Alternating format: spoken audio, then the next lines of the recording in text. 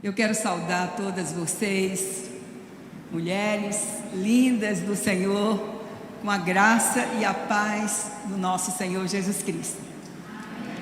Há um cântico que diz: quando estou com o povo de Deus, eu sinto a maior alegria. Eu não sei quantos conhecem, mas quando eu canto esse cântico e quando eu estou com o povo de Deus, é assim que está meu coração, cheio de alegria por estar aqui com vocês nesta noite, celebrando e exaltando a esse Deus maravilhoso que tem nos sustentado e que tem dirigido as nossas vidas. Quando a Moab me convidou para estar nesta noite, ela disse para mim o seguinte: irmã Carminha, o tema a senhora pode escolher, se a senhora aceitar o nosso convite. Eu disse: ok, Moab.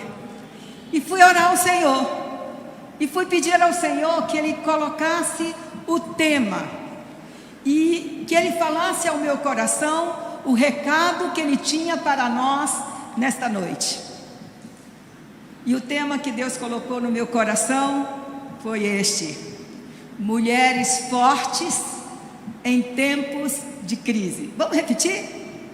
Mulheres fortes em tempos de crise. Quando eu estava orando e pedindo a Deus o tema e a mensagem e o recado de Deus para esta noite, eu comecei a imaginar que nós estamos vivendo em momentos de muitas crises. O Brasil e o mundo estão vivendo momentos de crises. É crise na economia, é crise na área da saúde, é crise nos relacionamentos conjugais. Quantos casais estão vivendo crises e crises sérias? Crises nos relacionamentos interpessoais, crises emocionais, levando muita gente à síndrome do pânico.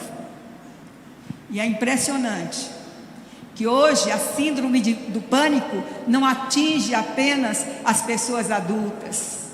Hoje crianças com 5 anos de idade já estão sofrendo desta crise do pânico. Enfim, parece que nós estamos vivendo num mar de crises. Não é verdade, irmãos? Quantas crises nós temos enfrentado? A pergunta nesta noite é esta: como permanecer fortes em tempos de crise? Vamos orar, irmãos? Pai, nesta noite nós estamos aqui abrindo a Tua palavra.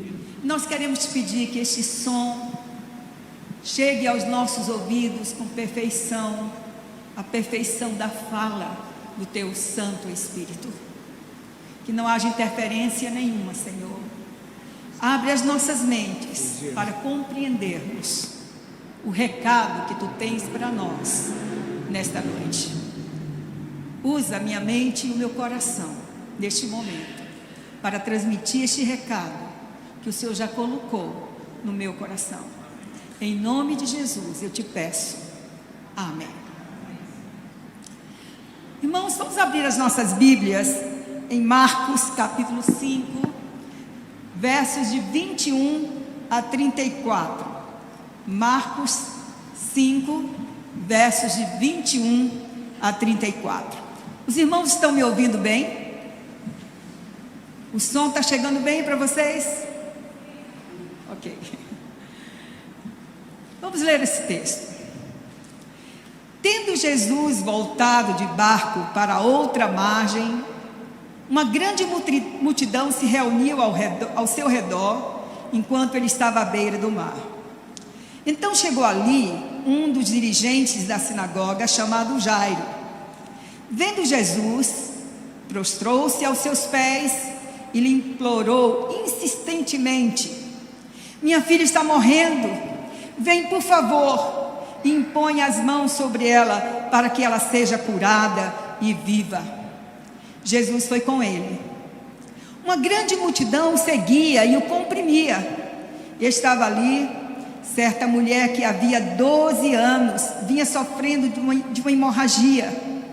Ela padecera muito sob o cuidado de vários médicos e gastara tudo o que tinha, mas em vez de melhorar, ela piorava. Quando ouviu falar de Jesus, chegou por trás dele, no meio da multidão, e tocou em seu manto, porque pensava: se eu tão somente tocar em seu manto, ficarei curada. Imediatamente cessou sua hemorragia e ela sentiu em seu corpo que estava livre do seu sofrimento. No mesmo instante, Jesus percebeu que dele havia saído o poder e virou-se para a multidão e perguntou: quem me tocou? Quem tocou em meu manto?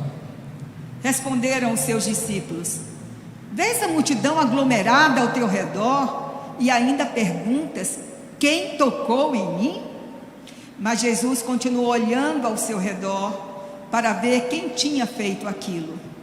Então a mulher, sabendo o que lhe tinha acontecido, aproximou-se, prostrou-se aos seus pés e, tremendo de medo, contou-lhe toda a verdade. Então ele disse: filha, a tua fé a curou. Vá em paz e fique livre do seu sofrimento. Irmãos queridos, todas as vezes que eu leio esse texto fala muito ao meu coração, porque eu fico imaginando o sofrimento daquela mulher. Não foram meses, nós mulheres sabemos o que é isso. Não foi um ano, mas foram anos. A palavra de Deus diz que ela padecia dessa enfermidade há 12 anos. E ela tinha corrido por todos os lugares, ido a todos os médicos, mas ninguém podia fazer nada para curar aquela enfermidade. É preciso falar nesta noite como era a cultura daquela mulher. Na cultura daquela mulher, uma mulher que estava no estado de sangramento, menstruada, ela não podia sair de casa, ela não podia tocar em ninguém, e ninguém podia tocar nela, porque se ela tocasse em alguma coisa, aquela coisa se tornaria impura, e se alguém tocasse nela, também ficava impuro. Irmãos, já imaginou ficar 12 anos trancada dentro de casa, sem poder ser tocada por ninguém, sem poder tocar em ninguém? A Bíblia não fala se ela era casada, se ela era solteira, mas a Bíblia fala que ela estava neste grande sofrimento. Nós nascemos, nós fomos feitos por Deus para nos relacionar. Nós fomos feitos por Deus para tocar e sermos tocadas. Já imaginou? 12 anos sem receber um abraço. Hoje, quando nós entramos aqui, quantas mulheres vieram me abraçar? E eu abracei muitas mulheres, porque é importante, porque é gostoso esse abraço, esse aconchego e esse toque. Mas aquela mulher estava há 12 anos sem ser tocada e sem poder tocar em ninguém. A cultura dela dizia que ela tinha que ficar em casa, não podia tocar em ninguém e nem ser tocada. Mas ela ouviu uma palavra, que Jesus estava operando maravilhas, que Jesus estava curando, que Jesus estava ensinando muitas coisas preciosas, que Jesus era o Filho de Deus. Jesus estava libertando os cativos e oprimidos por Satanás. E naquele momento, quando aquela mulher ouviu sobre isso, ela toma uma decisão. E ela tem uma ação. A primeira ação desta mulher foi mudar o foco dela. Ela tirou o foco da sua religiosidade, ela tirou o foco da sua cultura, ela tirou o foco da sua enfermidade, ela tirou o foco da sua dor e começou a pôr o foco em Jesus. E ela disse: se eu apenas chegar e tocar nas suas vestes, eu sei que eu serei curada.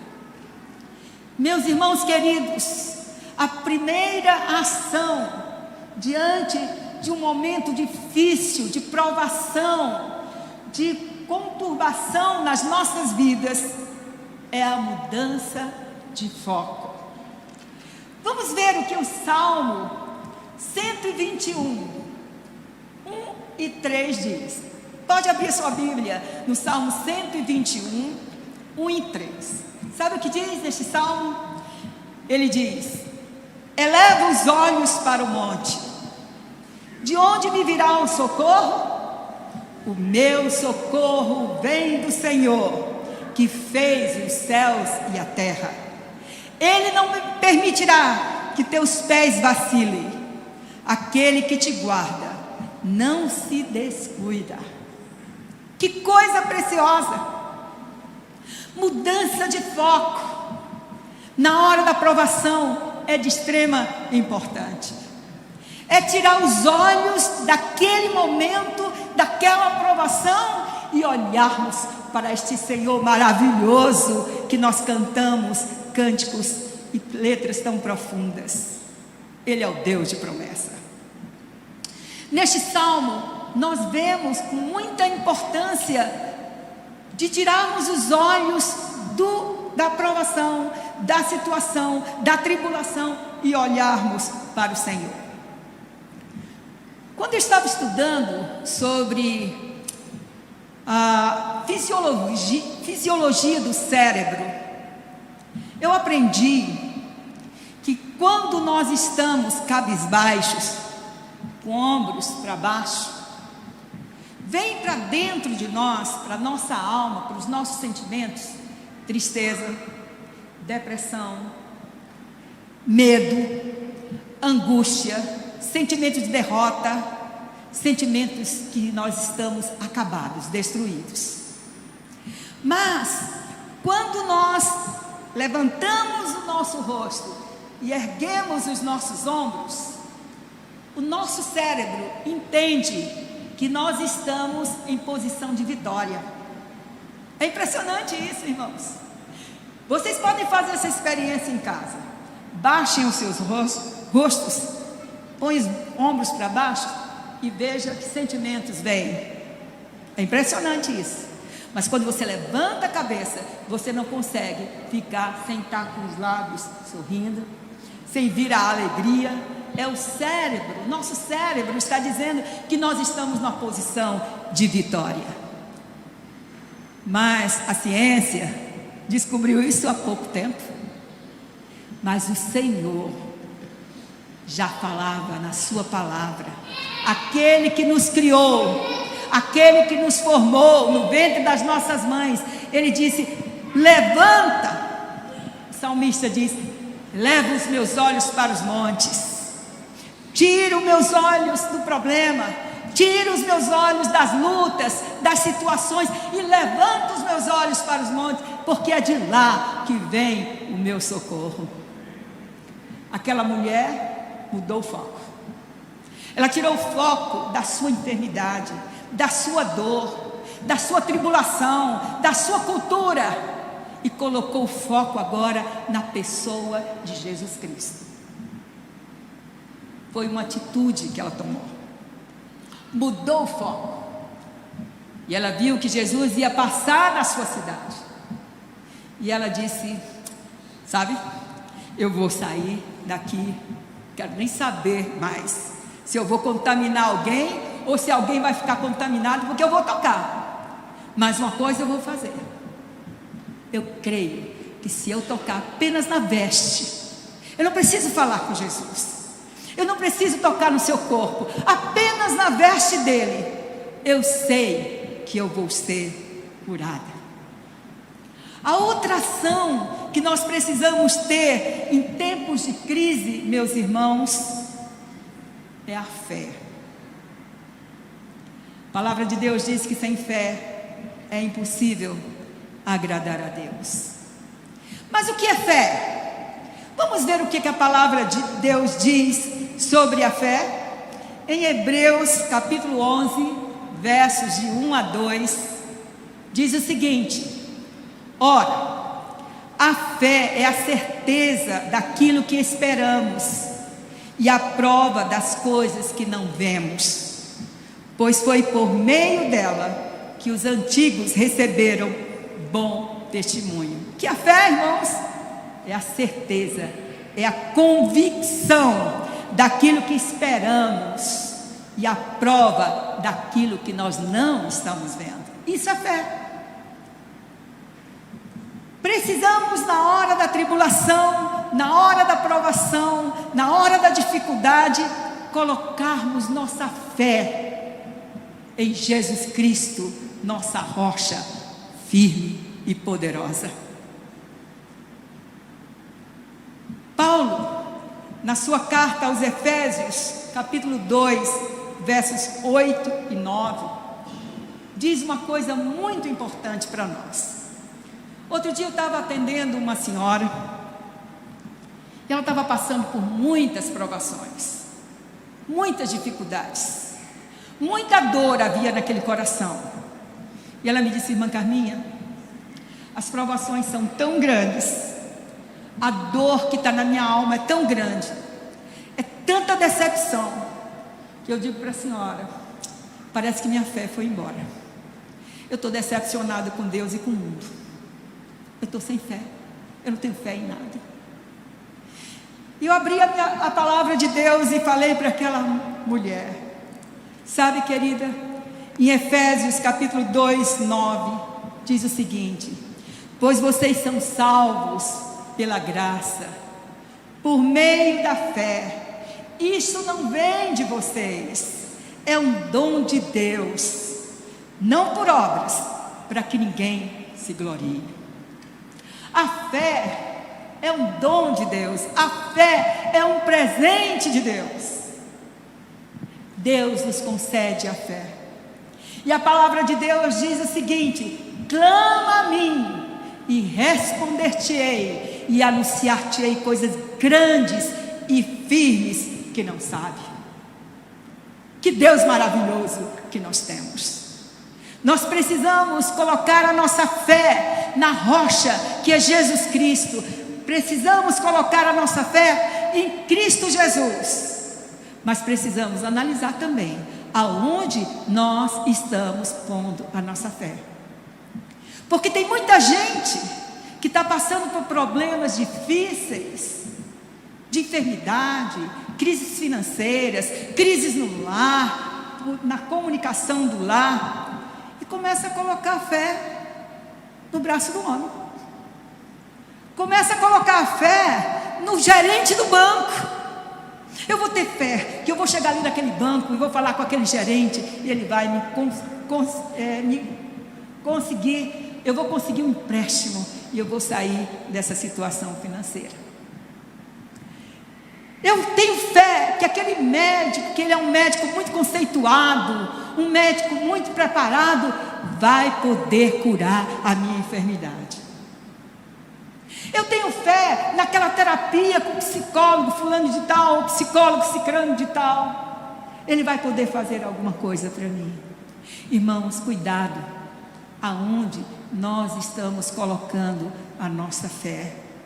A nossa fé tem que estar estabelecida em Cristo Jesus, o nosso Salvador, porque pela fé nós somos salvos, por meio da graça. É a graça de Deus que é derramada sobre nós e nos abençoa em todos os momentos e nos salva e nos livra desses maus caminhos.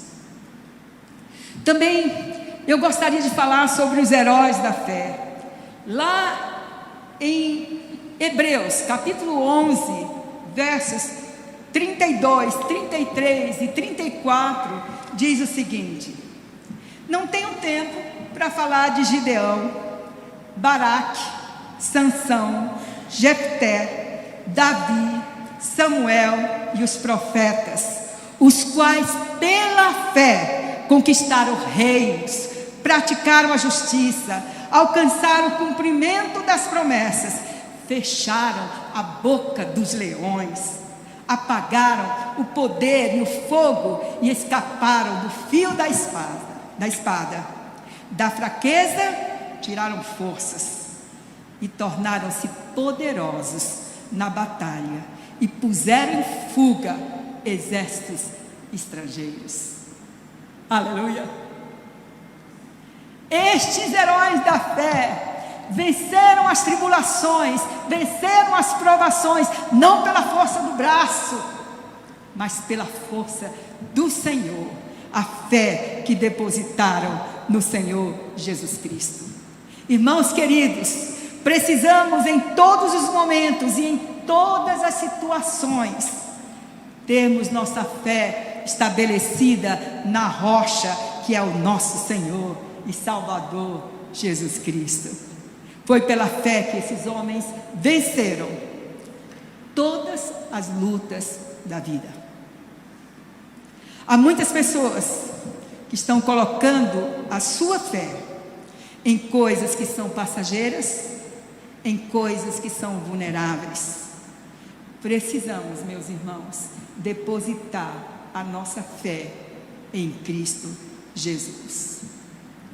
Terceira ação que nós devemos ter em tempos de crise é a esperança. Aquela mulher tinha uma esperança no coração dela.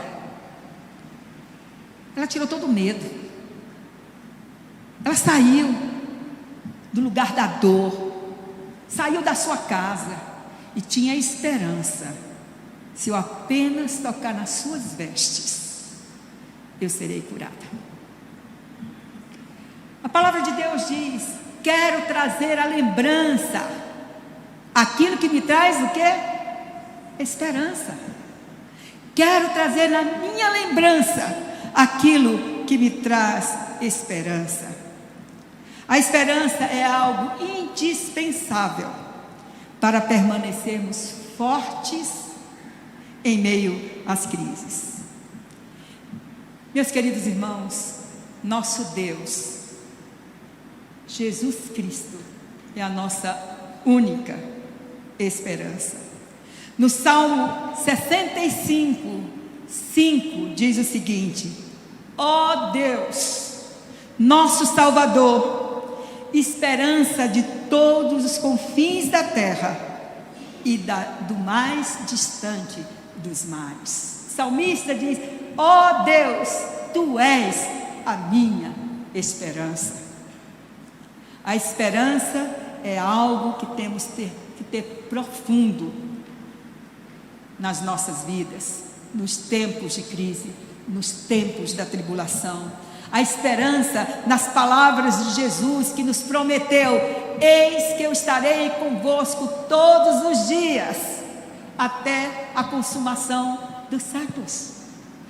Meus queridos irmãos, nós cantamos aqui: Deus não é homem para mentir, e nem filho de homem para se arrepender. E a promessa dele é que estaria todos os dias. Todos os dias é em todos os momentos, em todos os segundos, sejam eles bons ou ruins, sejam eles alegres ou tristes, sejam eles de dores. Se nós tivéssemos tempo, eu poderia compartilhar tanto com vocês os momentos que nós tivemos, crises, tribulações, mas esta esperança nas promessas de Jesus não deixaram que as nossas vidas desfalecessem.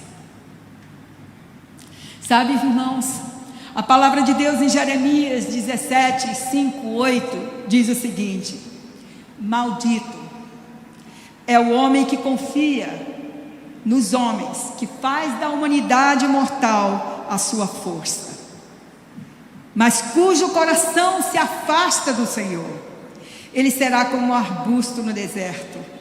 Mas bendito é o homem cuja sua confiança está no Senhor. Ele será como uma árvore plantada junto às águas e estende suas raízes para o ribeirão. E não ficará ansioso quando vier a seca. Não ficará ansioso, não ficará desamparado quando vier a tribulação, quando vier a provação, quando vier situações insuperáveis aos nossos olhos. Que palavra maravilhosa! Bem-aventurado. E a palavra bem-aventurado quer dizer não somente feliz, mas mais do que feliz. Bem-aventurado é aquele que põe a sua confiança nos braços do Senhor. E maldito é aquele que põe a sua confiança no braço de carne. Quantas vezes nós estamos colocando a nossa confiança nos braços de carne? Às vezes nos nossos braços, achando que nós vamos fazer tudo, vamos resolver, vamos trabalhar a situação. Irmãos, que fique calado bem no coração de vocês esse texto. É bem-aventurado, é mais do que feliz aquele que põe a sua confiança nos braços do Senhor. Mas é maldito, é amaldiçoado aqueles que põem a sua confiança no braço de carne. Que palavra maravilhosa! Como é maravilhoso lembrar as promessas de Jesus. Elas nos trazem a esperança da sua volta, que está eminente para buscar a sua noiva, santa, pura.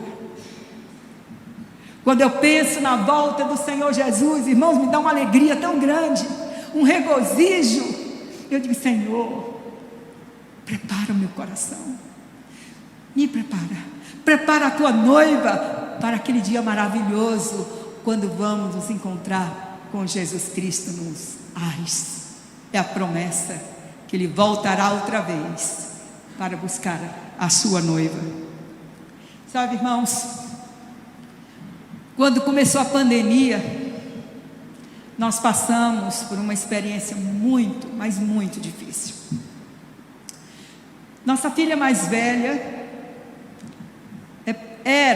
eu digo que era, que eu creio que Jesus a curou. Era portadora de uma doença autoimune, lúpus. Ela é diretora de uma escola. As aulas ficaram sendo online, mas ela tinha que ir à escola, ter reunião com os professores, fazer a coordenação todinha das aulas, atender pais, e era um movimento. Todos os dias ela estava com pessoas. Mas a pessoa que tem o lúpus, ela fica com a imunidade muito baixa. E logo no início da pandemia, nossa filha pegou o Covid. Foram dias terríveis, irmãos. Foram dias terríveis. O Covid veio para a Aninha de uma força tão grande que deixou ela extremamente debilitada. O marido dela é médico e ele tentou tratar da Aninha em casa. E ele ficou cuidando dela em casa, e dando a medicação, e cuidando o tempo todo, tirando a temperatura, tirava a oxigenação, e ficou com muito cuidado.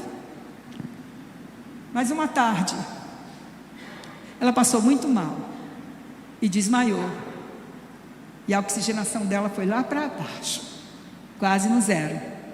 E ele teve que sair correndo com ela para o hospital, e ela foi internada e ficou ali 40 dias hospitalizada. Foi uma luta, irmãos, foi uma luta. Cada dia que passava, em vez dela melhorar, ela ia enfraquecendo, ela ia piorando, e a luta no meu coração e no coração do pai era grande. Havia um diálogo interno: ela vai morrer. E nós estávamos cuidando de pessoas que estavam com Covid. Nós estávamos orando com um pastor que a esposa também tinha o lúpus e pegou o Covid e estava no hospital. Aninha no hospital e ela no outro hospital. E aquela esposa daquele pastor foi enfraquecendo, foi enfraquecendo e faleceu. Os irmãos não podem imaginar. Quando aconteceu isso, a luta que veio no nosso coração, para perder a esperança, para perder a nossa fé, era uma luta cruel. Cada dia, cada momento, eu dizia: Senhor, eu quero trazer a lembrança, aquilo que me traz esperança. O Senhor disse que estaria conosco todos os dias. E numa tarde, nós recebemos um telefonema, que a Aninha precisou ir para a UTI. E agora, o Giovanni não podia mais estar com ela. Nosso genro é professor de medicina na PUC. E ele preparou lá dentro do quarto do hospital todo o material, e ele dava aula para os alunos dentro do hospital. Mas quando ele entrou na UTI, os médicos disseram: agora, doutor, o senhor não vai poder entrar na UTI. Só pode ficar na UTI a equipe médica. O senhor não vai poder. E ela precisa ir para a UTI, porque ali ela precisa ser vistoriada 24 horas. E ali nós temos todos os equipamentos, nós temos todos os recursos para socorrer a Ana nos momentos mais de crise.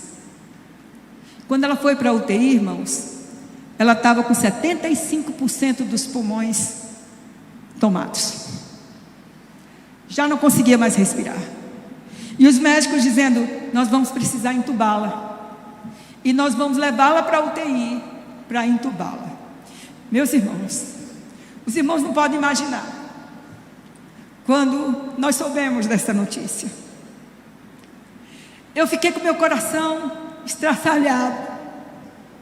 Eu chorava, eu clamava a Deus, nesta experiência de buscar a esperança de que os médicos não estavam conseguindo curá-la, mas eu sabia que Jesus, se tocasse na Aninha, ela sairia daquela UTI curada.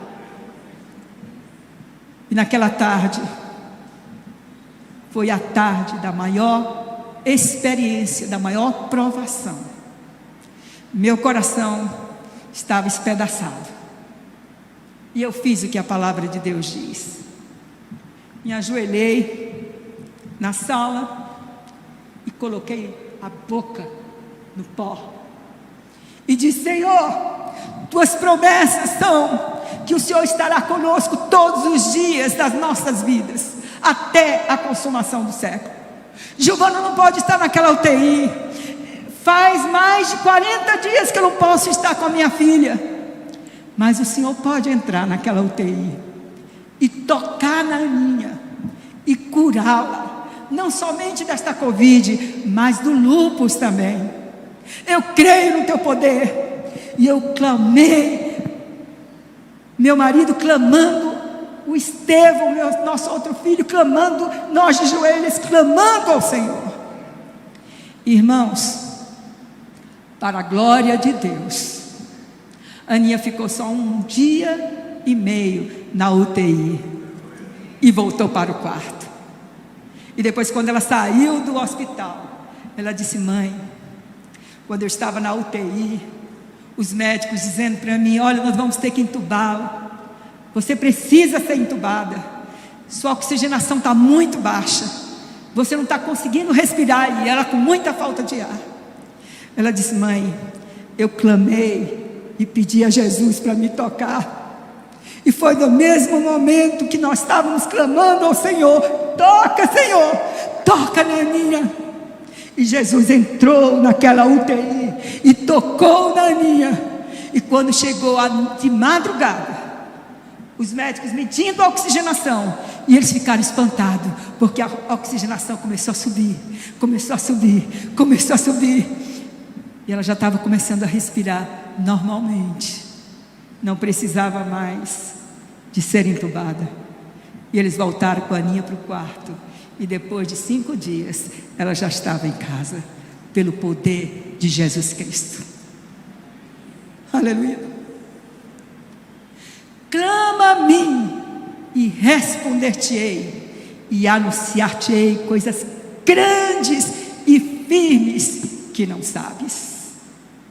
Nós precisamos, na hora da provação, na hora da crise, mudarmos o foco, termos a fé estabelecida em Cristo Jesus e termos nossa esperança nas promessas do nosso Salvador amado. Eis que eu estou convosco todos os dias, em todas as situações, até a consumação dos séculos. Clama a mim, eu vou responder e vou anunciar coisas grandes e firmes. Foi isso que Deus fez conosco. Ele anunciou coisas grandes e firmes, uma experiência poderosa que nós vivenciamos naquela época da Covid. A quarta ação e último, para nós enfrentarmos os momentos de crise, é o amor. Nossos corações têm que estar recheados de amor, irmãos. Mas eu não estou falando aqui do amor eros, o amor carnal. Eu não estou falando aqui do amor filéu, o amor amizade. Mas eu me refiro a um outro tipo de amor. É o amor ágape. Paulo, escrevendo aos Coríntios, na sua primeira carta, capítulo 13, eu gostaria que vocês abrissem a palavra do Senhor neste 1 Coríntios 13 e vamos ler.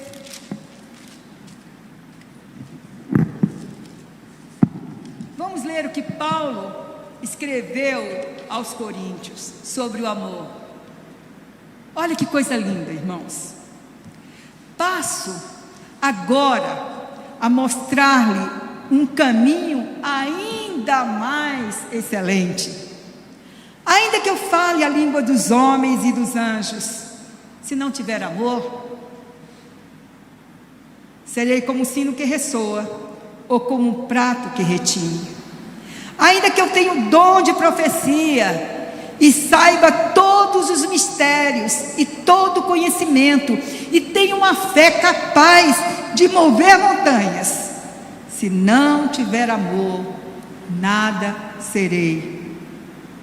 Ainda que eu dê aos pobres tudo o que possuo, entregue o meu corpo para ser queimado, e não tiver amor, nada disso me valerá.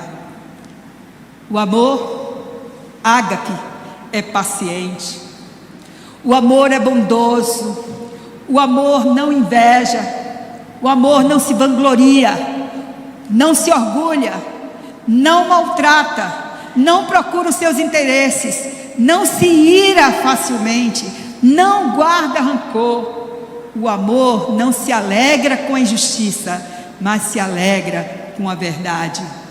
O amor ágape tudo sofre, tudo crê, tudo espera, tudo suporta. O amor nunca perece.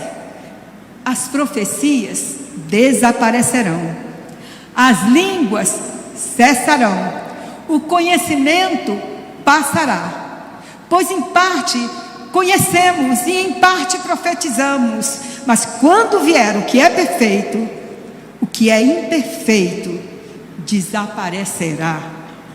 E o último versículo 12: agora pois vemos apenas como um reflexo obscuro, como um espelho, mas então veremos face a face. Agora eu conheço em parte, e então conhecerei plenamente, da mesma forma como eu sou plenamente conhecido pelo nosso Senhor e Salvador Jesus Cristo. Agora pois, irmãos, Paulo escrevendo aos Efésios diz: agora pois permanecem a fé, a esperança e o amor. O maior destes, porém, é o amor.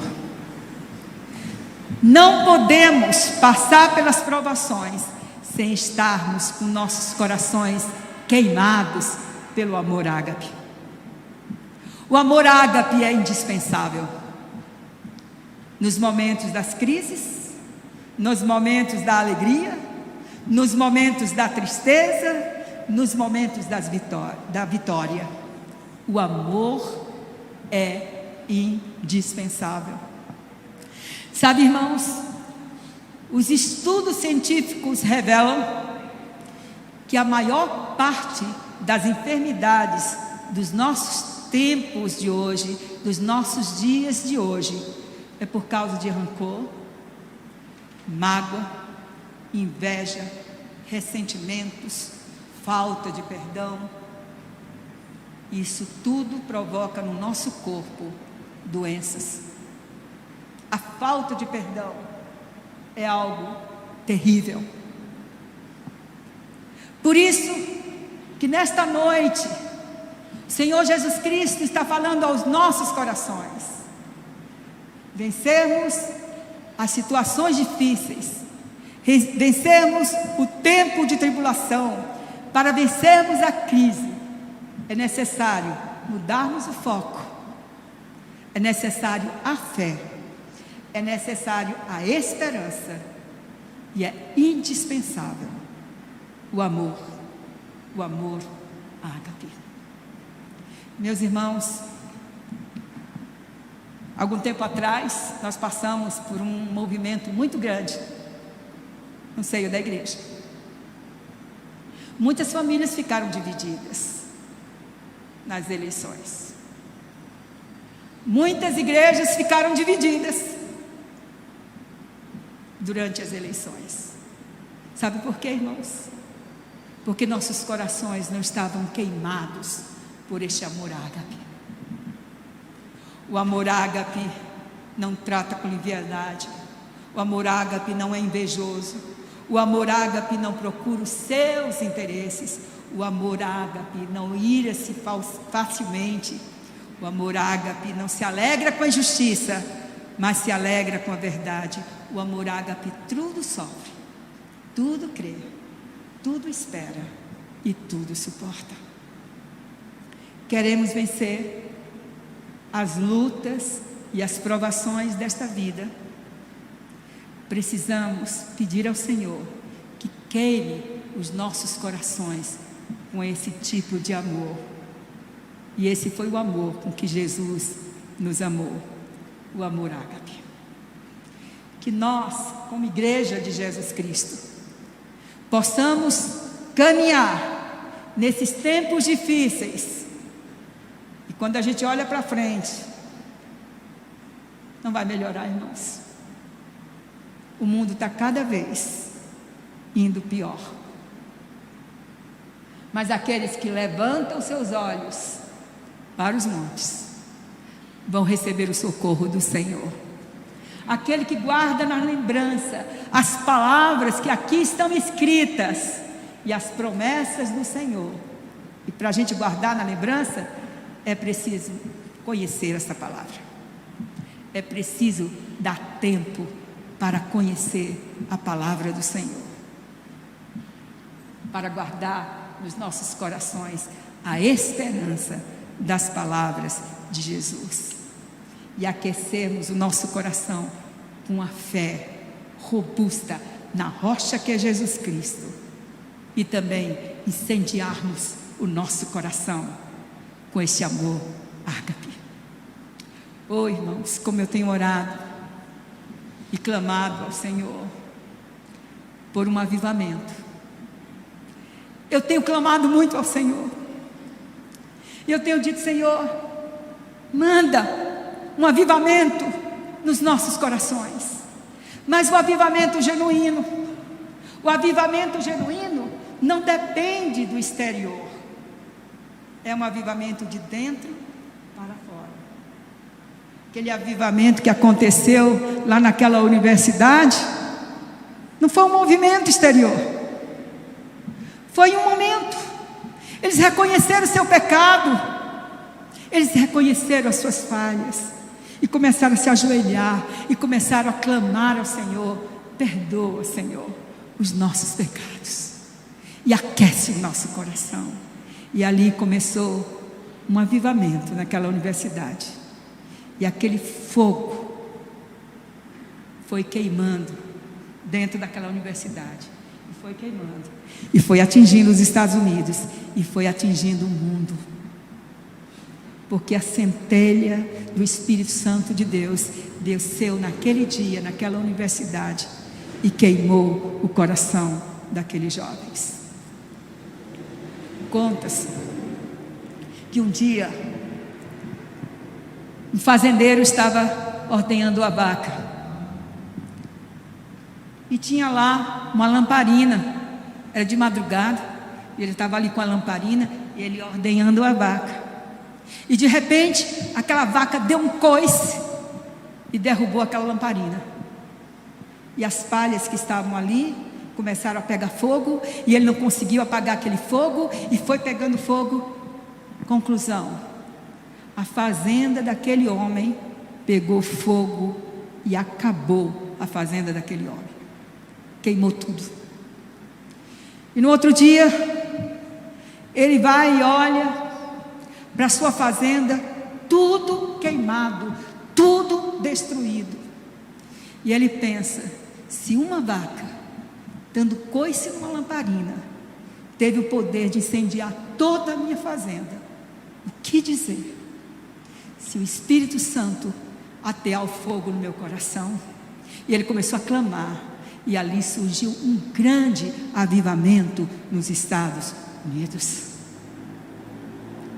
Irmãos, vamos clamar ao Senhor para que o fogo do Espírito Santo de Deus queime os nossos corações, para que nós possamos estar firmes contra qualquer cilada de Satanás, e estar firmes na hora da provação, não confiando nos nossos braços de carne, mas confiando nos braços do Senhor, para enfrentarmos e passarmos todas as situações que ainda estão para frente, confiados nas promessas do Senhor.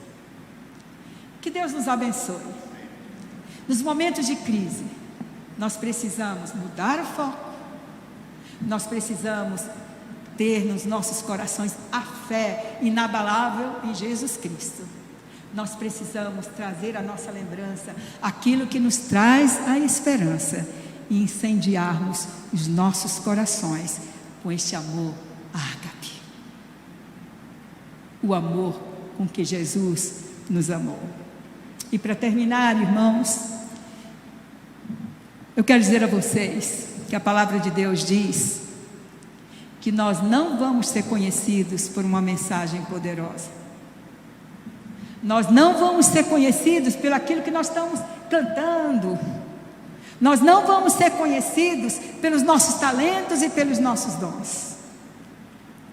Há um ditado que diz: a palavra move, mas o exemplo arrasta. Sabe o que a Bíblia diz? Que nós vamos ser conhecidos neste mundo pelo amor, e o amor ágape, que a Igreja Batista, primeira Igreja Batista de Americana, pastor Rubens, irmã Moabe, vocês são os servos do Senhor, que estão sendo sustentados pela mão direita do Senhor.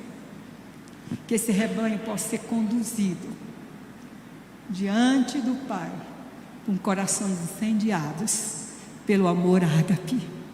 E se isso acontecer, irmãos, eu creio neste poder de Deus, que a Americana será incendiada, e nós vamos ver a Americana salva por Jesus Cristo. Quantos creem nisso? Diga amém. Amém. Glória a Deus.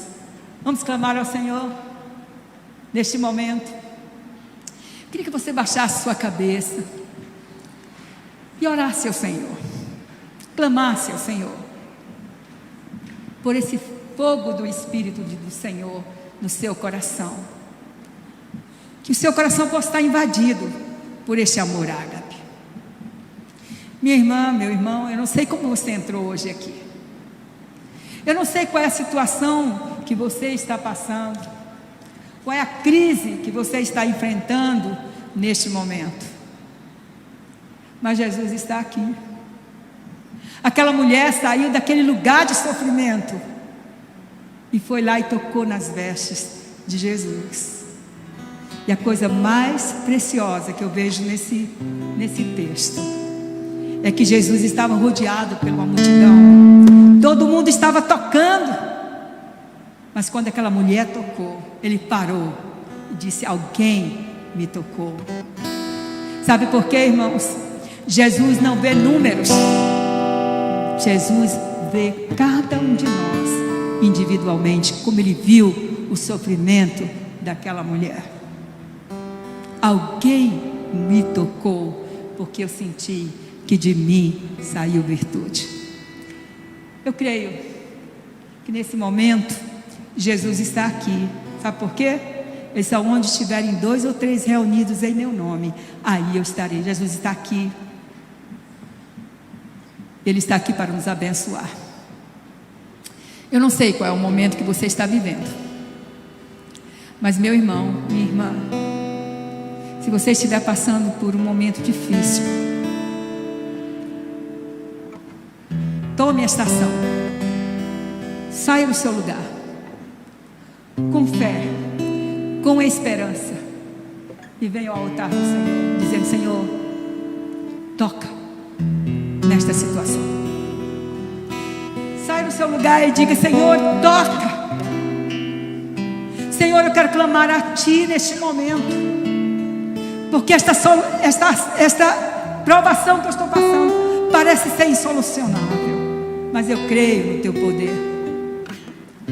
Venha aqui ao altar do Senhor e nós vamos orar nesse momento e clamarmos ao Senhor por este momento que você está vivendo. E vamos clamar ao Senhor para que aqueça os nossos corações com este amor ágape. Deus não é homem para mentir, e nem filho de homem para se arrepender. E Ele diz para nós esta noite: vinde a mim, todos vós que estáis aflitos e sobrecarregados, e eu vos aliviarei. Tomai sobre vós o meu jugo. Troca o teu jugo, troca os teus problemas comigo. Tomai sobre vós o meu jugo e aprendei de mim, que sou manso e humilde de coração, e encontrareis descanso para as vossas almas. É trocar o seu fardo com o fardo de Cristo e aprender com Ele sobre mansidão, sobre paz, que só Jesus Cristo pode nos dar, e caminharmos seguros nas mãos do Senhor. Há mais alguém que queira vir aqui ao altar do Senhor? Nós vamos orar agora neste momento. Eu também queria fazer outro apelo. Eu não sei se você entrou nesta noite e ainda não teve uma experiência com Jesus, mas ouvindo falar desse Jesus poderoso, do Filho de Deus que desceu da glória e veio habitar conosco nesta terra, e Ele veio para nos dar vida, e vida em abundância em todos os pilares da nossa vida, e gostaria de entregar sua vida a Jesus neste momento, dizer: Jesus, eu quero receber esta salvação em Ti. Levante a sua mão como sinal, dizendo: Jesus, eu quero Te receber nesta noite como meu único e suficiente Salvador. Há alguém aqui?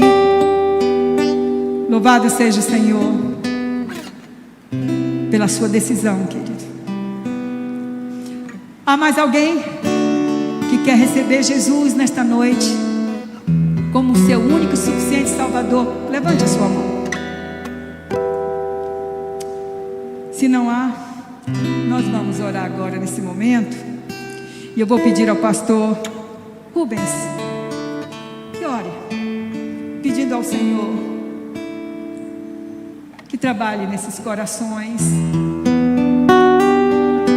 que esses corações possam trocar o fardo deles por Cristo, que o Senhor possa incendiar os nossos corações nesta noite, e que essa noite seja uma noite de grande avivamento, a começar do meu e do seu coração. Se você puder, vamos nos ajoelhar na presença do Senhor. Você pode pode fazer isso como fomos ensinados nessa noite, essa é a melhor posição para estarmos diante do Senhor, clamando que Ele se manifeste entre nós. Pai querido, nós somos gratos ao Senhor por essa quarta-feira, quando nos reunimos como igreja para celebrar, para agradecer cada mulher, cada mãe, cada esposa, cada filha, cada uma dessas mulheres, ó Deus, que o Senhor tem levantado como uma voz profética nesse tempo, mulheres de oração, mulheres que intercedem pelos filhos, pelo esposo, pela família, mulheres que, como a Carminha testemunhou, estão com a boca no pó, clamando para que a esperança seja, ó Deus, fortalecida diante de desafios, de situações, de momentos que nós nos sentimos tão impotentes, Pai. Mas nessa hora, Pai, nós queremos nos lembrar dessa palavra que veio ao nosso coração. Precisamos mudar o foco, precisamos ser alimentados pela Tua palavra para fortalecer a nossa fé. Precisamos, ó Deus, que o Senhor nos encha de esperança. Precisamos que o Senhor nos encha do Teu amor, das misericórdias, da graça, da bondade do Senhor. Estamos aqui, ó Deus, com as mãos estendidas para tocar as Tuas vestes, para tocar o Senhor, para dizer: Pai, manifesta poder sobre a necessidade, sobre a luta, sobre a enfermidade, sobre o clamor de cada pessoa aqui, Senhor.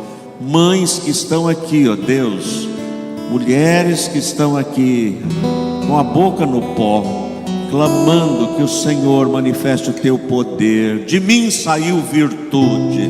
Ó Deus, como o Senhor é poderoso, como o Senhor tem poder, como todas as coisas estão subordinadas à Tua vontade. E então, ó Deus, manifesta no meio de nós este avivamento.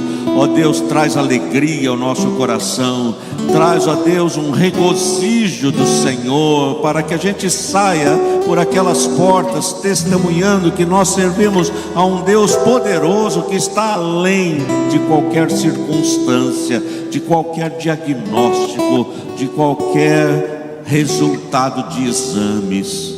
Ó Deus, que testemunho, Pai. Louvado seja o Teu nome pela vida da Aninha, porque ela vai testemunhar como tem testemunhado o Teu poder a tantas pessoas. Obrigado pela vida da Carminha, obrigado pela vida do pastor Onei, obrigado por esse casal tão querido que tanto tem nos abençoado. Que a Tua graça seja renovada. É a oração que fazemos, Pai. Nós a fazemos no doce, precioso nome de Jesus. Amém e amém. Amém.